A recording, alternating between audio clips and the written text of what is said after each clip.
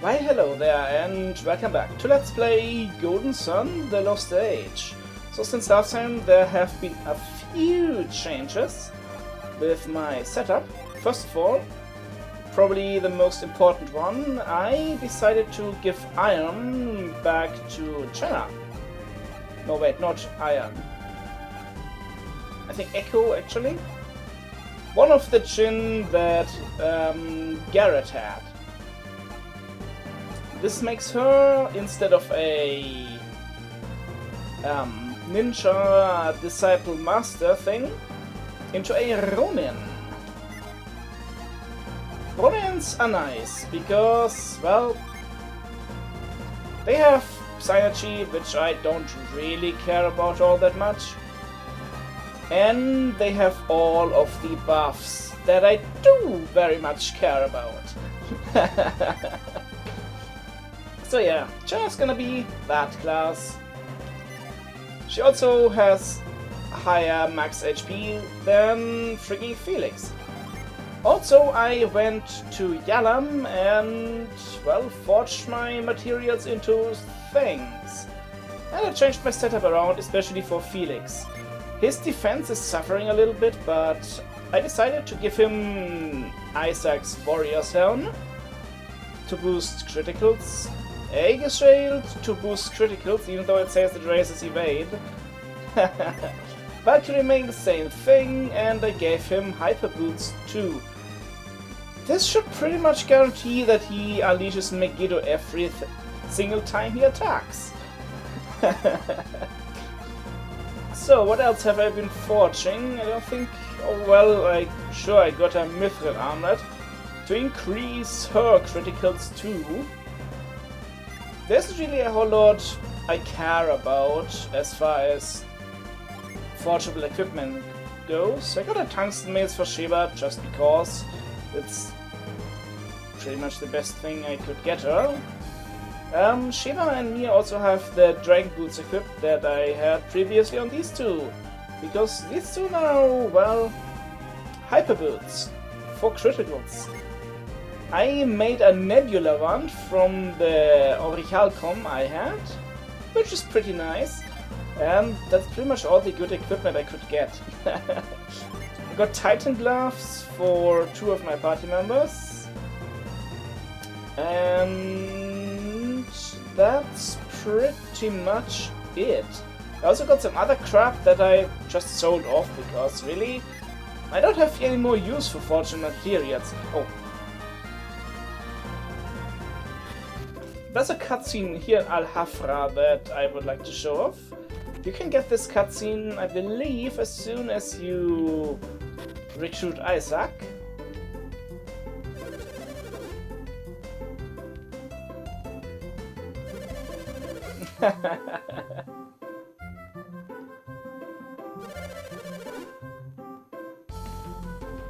Yep, that he did.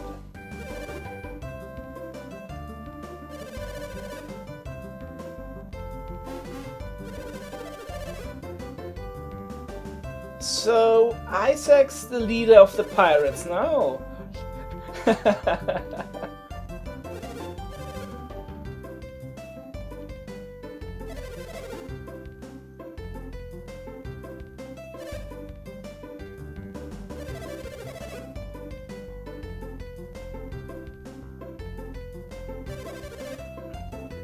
Do you even, know what he looks like? Or would you just run past him if he was in your way? That's what I thought. There's another cutscene that I probably missed earlier, for some reason. It's not in Ahafra, but we'll take care of that when we get there, basically. Today, actually, let's unequip one of his Jin, so we can use a Void. It's weird, but only his Guardian, I believe, is his current class. Only his Guardian form can actually use a Void. Oracle cannot. What synergy have I set anyway? Sand? That sounds like a good idea. Welcome to Yampi Desert. Now you may remember we went through here before, and if you use reveal on these stones, they form an arrow pointing to the top left. We've been up there once before, and honestly we couldn't really do a whole lot other than collect one single water of life. Over there in that chest. Now, however, we totally can't teleport in here. Into the Yampi Desert Cave. Oh yeah. Don't worry about the left and right paths, they are dead ends. Same for this door and the right path for now. Also, despite having a void on, we will run into encounters because the enemies here are slightly high level. But, oh well, we'll deal with that when the time comes. Like now, winged lizards. You're a thing. Let's see if that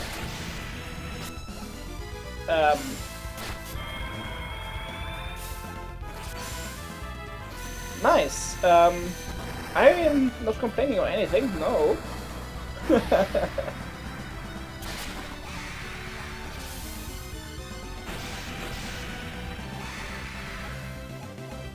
Yeah, so that battle happened.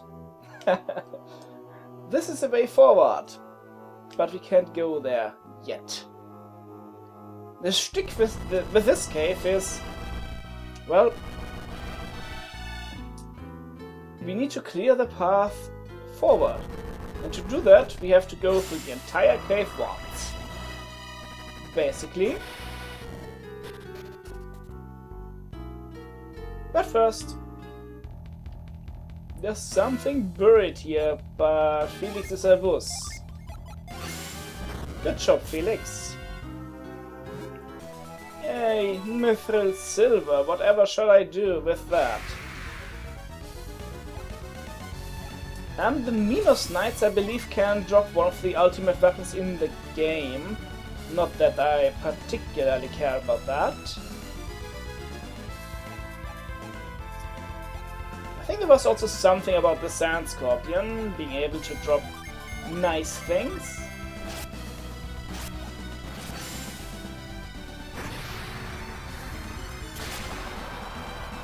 Yeah, with his equipment, I doubt we'd ever see Felix attack normally.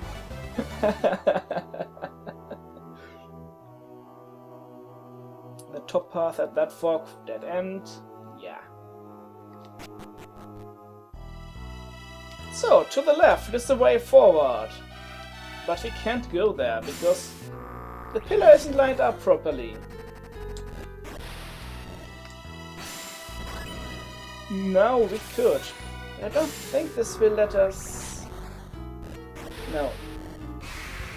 It will not, and this winged lizard just, well, got bonked on the head by Sheba's balls. Oh yeah.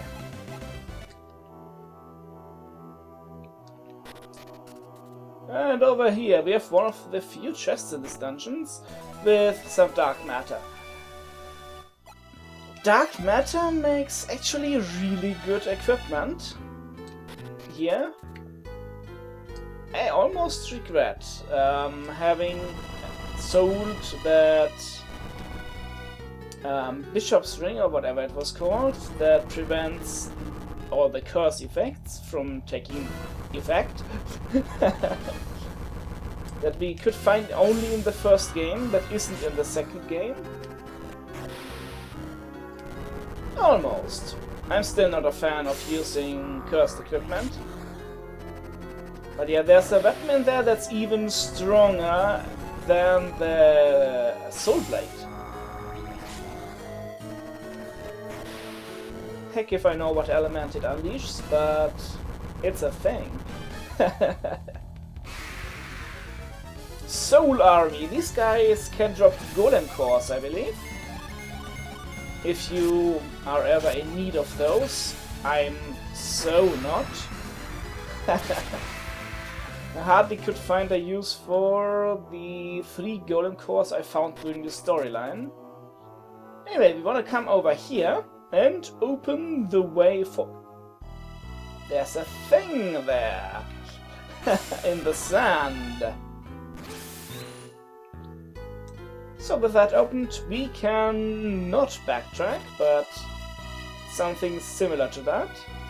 Yeah, we literally can't backtrack at this point, it's a thing. Oh, hello there, Fire Dragon! Fancy seeing you here! Have a Megiddo!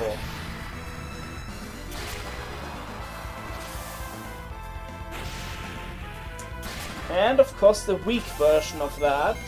Why not?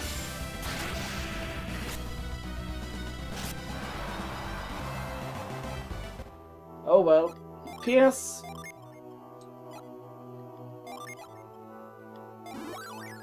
You suck. At healing. Just a little bit. And here's the other treasure in this cave. It's... Orichalcum. Yay! Well, there's actually one piece of equipment made from Orichalcum that I'm somewhat interested-ish in.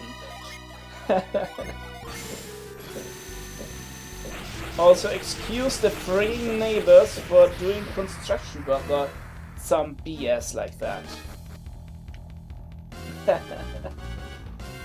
Oh, what? Go away, Sand Scorpion! I was gonna say a thing and you interrupted me rudely. This way, by the way, is the other side of that pillar pushing thing, and we can do check all from this side. Anyway, moving on.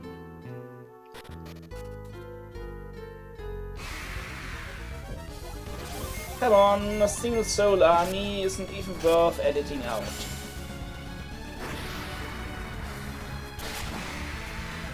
Also, I can show off that, yeah, Felix indeed unleashes Megiddo almost every turn. Oh hey, we've been here before, and that thing, you should press select to bring up the menu here. And this thing we can actually use stop on, or halt. It's a thing. It doesn't really help, because you have to time your scoop anyway. But it's some sort of use for the halt jump that we imported from the first game. Bonk. Grand Gaia, I'm okay with that. It just stings a little, but...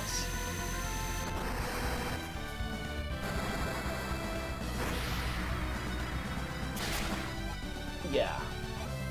Nobody resists the Megiddo, not even someone who resists Earth. Oh, oh, oh, oh, oh. But this is the 72nd and final Chinny Crystal. Oh boy. We do need a lot of healing after that, don't we? And with Crystal, I want to give that one to the lady over here. Yay! By the way, if I ever need her to be in her ninja class, I can just unequip or unleash one of the Venus Gem and, well, get access to all her wind elemental spells and stuff that she has there. So, also kind of, I like kind of earlier. This is not the way forward, it's the way to unlock the way forward. It's a thing. And with that, the path is clear.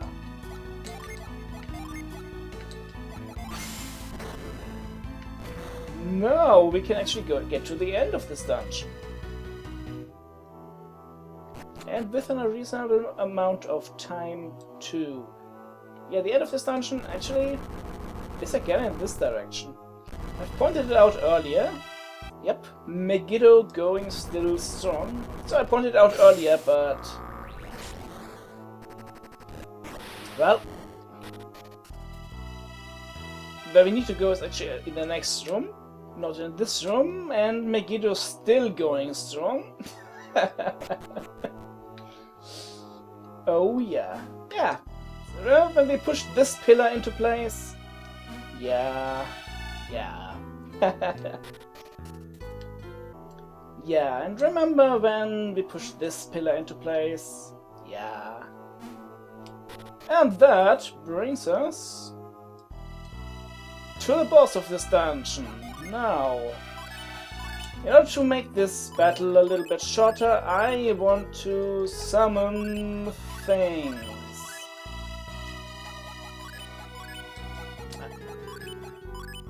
He's weak to water, so I'm gonna go summoning Azul twice. This makes Sheba a little bit squishy, but she'll live, probably. The Guardian of Fire! Prove yourself in my Crucible of Flame. I'd call it a Crucible of Chin, but... whatever floats your boat, man. So you Megiddo the guy. Hopefully, anyway. You High Impact. To increase especially Felix's attack. And your own, I guess. I'm gonna have Sheba and Mia summon Azul twice. Summoning Azul here will make the battle a little bit quicker. It's not like it's absolutely necessary. Other than that, using summons against this guy a lot is also part of the strategy. Let's have a look at the entire animation, shall we? Because why not? This guy has a special ability that we will probably see momentarily. Nope. There we go. He can put our Chin on standby. Because that's a thing. Ooh, Megara. That sounds like an incredibly good idea, actually. And you heal if you can. Oh, you even have Ply. That's nice.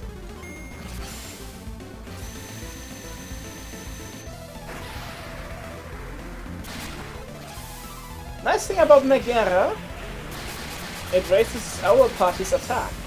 Or she. And she's super adorable and has 2 swords. She's also fire elemental, so not super effective against this guy, but... oh well.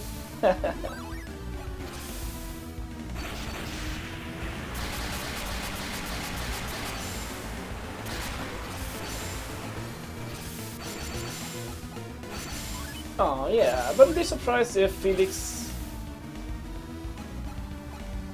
oh yeah, have I mentioned can use our own Chin to summon them against us? Because yeah, he can.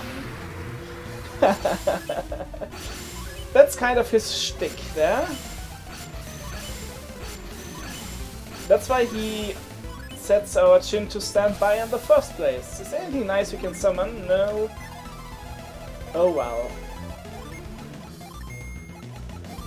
Can you heal us? Not really. You could cast High Impact, but I doubt it would do much. Sure, Hail Tristan, why not? It's not like you have anything better to do. And we are good enough as far as health goes. Even the low-level Chin do a ton of damage against this guy, by the way. Ooh, attacking normally. That's a thing, Phoenix.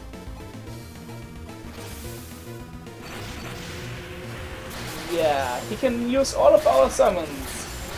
I imagine he can only use summons that we have actually collected.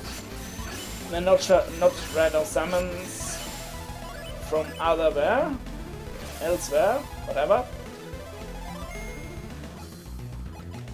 So can you do something nice? You could use resist, that wouldn't be too bad. But I believe you would do a better job at... Yeah, yes, let's do that, yes. I definitely want to use as many Chin as I can every turn in summons, so that he can summon them against us. Fortunately, summons... Ouch! Don't do quite as much to us as they do to him. Well now, what do we do here? That actually sounds like a good idea to do. Boosting resistance. I'm also gonna go ahead and break the guy. And we need to heal kind of desperately. If he wants one of us dead, he can just target them twice in one round and they are dead. There's no two ways about that.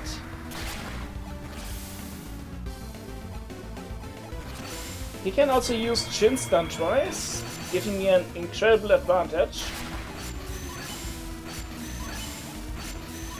Or he can be especially smart and do something like that. So what can we summon? Moloch? That sounds like a good idea. Can you heal already? No, you cannot. Well, in that case you're the one who is summoning Moloch, and you heal us. Moloch reduces his agility and kills him outright. Wow. Things happen. By the way, I was mistaken about one thing. I thought people in the front row and in the back row gained about the same amount of experience. They do not. People in the back row still gain experience, but not nearly as much as the front row. So we've... well...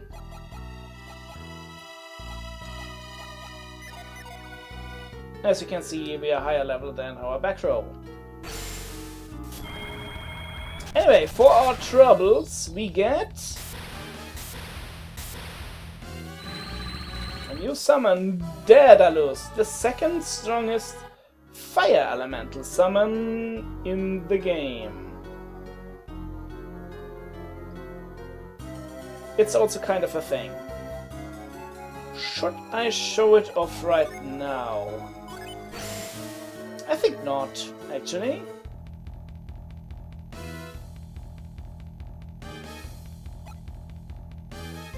Yeah, I think we leave that for the next boss battle. By the way, the nice thing about using retreat in here is that it brings you right back to the entrance of Yampi Desert. So next time on Let's Play Golden Sun: The Lost Age, there's one more dungeon that we can teleport into. And it's over here. I hope you enjoyed today's episode of Let's Play Golden Sun: The Lost Age. This is Legion, and fare thee well.